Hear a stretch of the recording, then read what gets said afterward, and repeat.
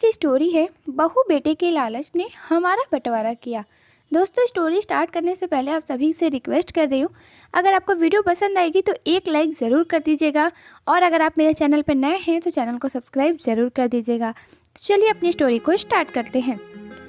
किरण की सहेली कुमुद बोलती है, किरण, सुना है तुम्हारे परिवार में आजकल कुछ खटपट चल रहा है। क्या संपत्ति के साथ साथ तुम्हारे सास ससुर का भी बंटवारा होगा? क्या तुम्हारे सास ससुर की जिम्मेदारी तुम लोगी? बहुत मुश्किल है बाबा, अपने बच्चे परिवार तो संभाल नहीं रहे, अब लगता है सास ससुर को भी तुम्हें ही संभालना पड़ेगा। किरण बोलती है, मैं क्यों लूंगी उनकी जिम्मेदारी? हाँ, जब हर चीज का आधा आधा बंटवारा होगा तो इनके माता पिता का भी बंटवारा होगा। घर में पैसे ज्यादा खर्च मेरे पति करते हैं और गुणगान वो दोनों बड़े बेटे का सुनाते हैं। अब देखो क्या होता है।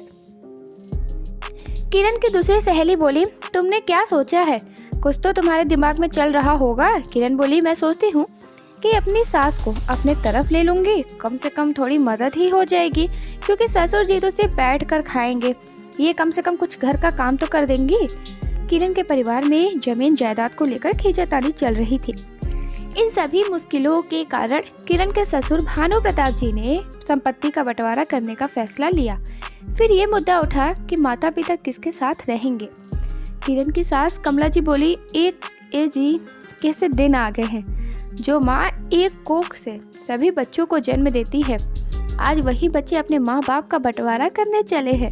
उनका बड़ा बेटा मनोहर बोला, माँ कोई ज़रूरत नहीं है आप लोगों का बंटवारा करने की। मैं पहले भी इस बंटवारे के खिलाफ था और आज भी हूँ।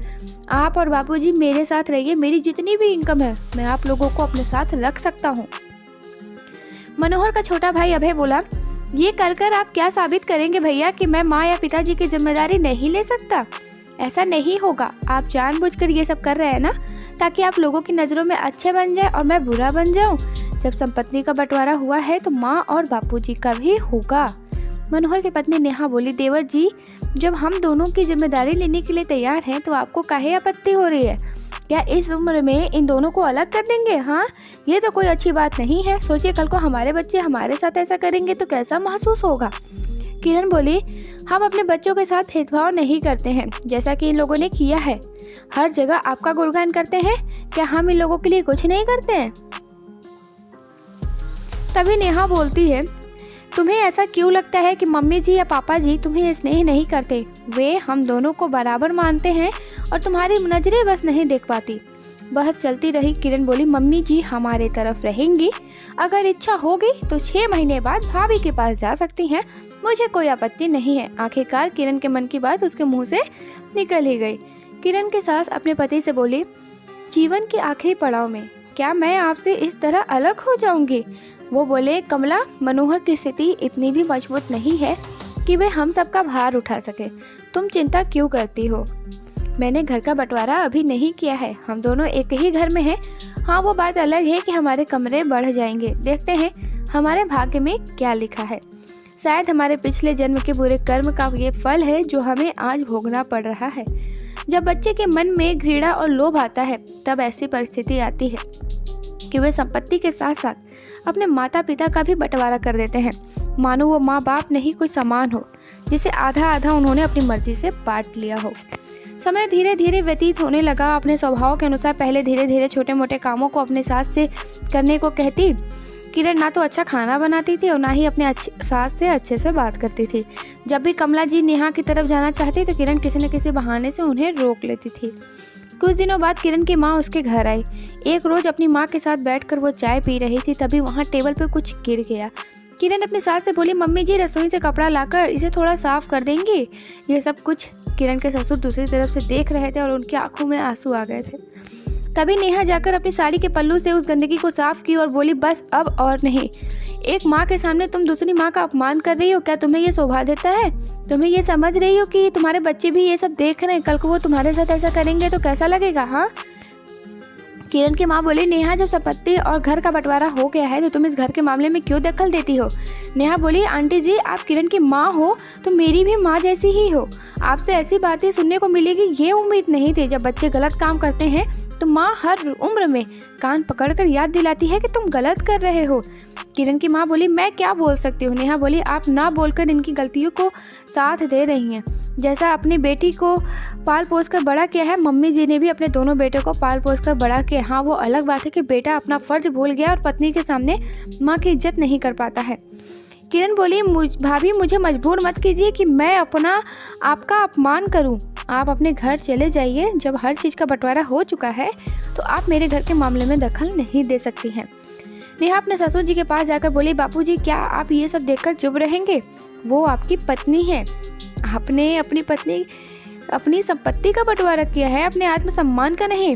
माँ जी की जिम्मेदारी आज भी आप पर है। अब आपको कुछ तो कहना ही होगा। नेहा के ससुर जी खड़े हुए और जाकर अपनी पत्नी का हाथ पकड़कर बोले, आज भी मैं इतना समर्थ हूँ कि तुम्हारे सम्मान की रक्षा कर सकता हूँ। वो अपनी पत्नी का हाथ पकड़कर अपने साथ ले आए। अगले दिन भी दोनों घरों में बहस चल ही रही थी। उस दिन नेहा के ससुर जी ने कहा, मैंने संपत्ति का बंटवारा कर दिया, परंतु ये घर आज भी मेरा है। अभय बोला, बापूजी बेहतर होगा कि इस घर का भी बंटवारा आप कर ही दीजिए, या फिर मेरा हिस्सा दे दीजिए ताकि मैं कहीं और घर ले लूँगा। पिता बोले, जितना देना था मैंने तुम सबको दे दिया, अब आगे की जिम्मेदारी खुद संभालो। अभय, बेहतर होगा कि तुम अपने परिवार को लेकर अब किसी और घर में चले जाओ, क्योंकि ये घर मैं अपनी पत्नी के लिए रखा हूँ। तुम जैसे औलाद से बेहतर होता कि मेरा एक ही बेटा होता। तुम अपनी पत्नी और सास का सम्मान कर सकते हो, पर अपनी माँ का सम्मान संभाल नहीं सकते। तुम्हें इस घर में रहने का कोई अधिकार नहीं है। आखिरकार अभय को वो घर छोड़कर जाना ही पड़ा। पिता ने उस घर को अपने आने वाली पीढ़ियों के नाम कर दिया। अभय जिस हिस्से में रहता था उसको किराए पर लगा दिया। अब किराया और उनके पेंशन से उन दोनों की दवाइयाँ और खर्चों का इंतजाम हो जाता था।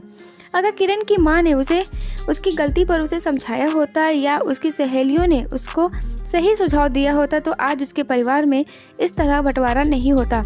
कमाई कम हो या ज़्यादा हो, जब परिस्थिति खराब होती है तो परिवार एकजुट मिलकर थोड़े में ही अपना गुजारा कर लेते हैं, परंतु इस तरह माता पिता का बंटवारा नहीं करते। दोस्तों, माता पिता जहां 4 बच्चों को जन्म देते हैं, बच्चे के प्रेम में वो जब बंटवारा नहीं करते तो बच्चे बड़े होकर आखिर क्यों माँ बाप के लिए अपने लिए ज़्यादा चाहत रखते हैं? आगे वो माता पिता का ही बंटवारा कर देते हैं।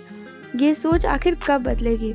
आपको ये कहानी कैसी लगी? अपने अनुभव और विचार को कमेंट जरूर करिएगा। अगर कहानी पसंद आई तो प्लीज़ मेरी वीडियो को लाइक करिएगा, शेयर करिएगा और मेरे चैनल को सब्सक्राइब जरूर करिएगा।